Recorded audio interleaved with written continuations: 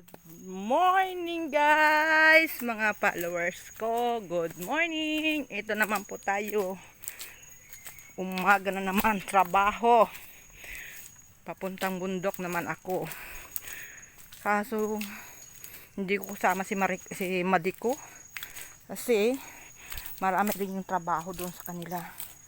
Kawawa nga yun eh.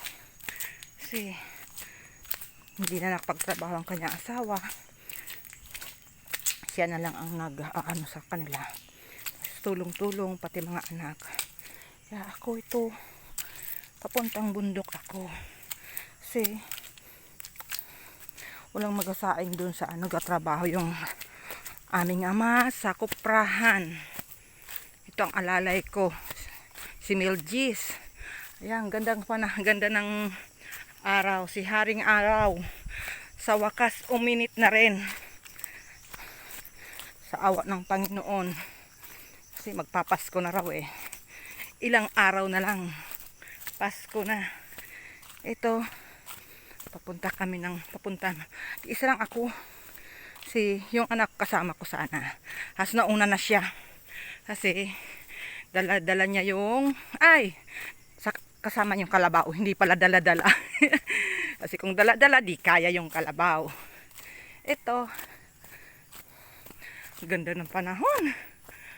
Amazing, ang ganda talaga ng Haring Araw.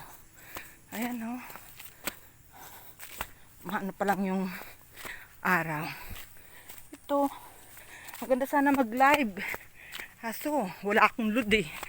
Ay, hindi ako maka-live ng papuntang bundok. Pero malayo pa. Layo pa nito.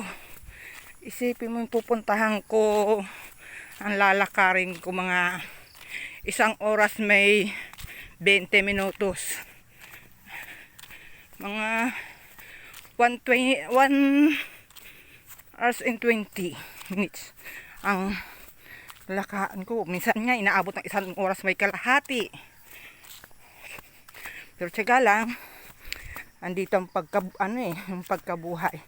Yung hanap buhay natin andito. Kaya tiis-tiis lang. Saan ba't giginhawa rin ang buhay natin? May kasabihan, bilog ang mundo. Kaya sige. Dito na muna ang video ko. Ayan, tingnan nyo ang daanan namin. Daanan ng tao, daanan ng kalabaw. Kaya super, kulang na lang taniman ng palay. Diba? Yun parang swimming pool ng kalabaw.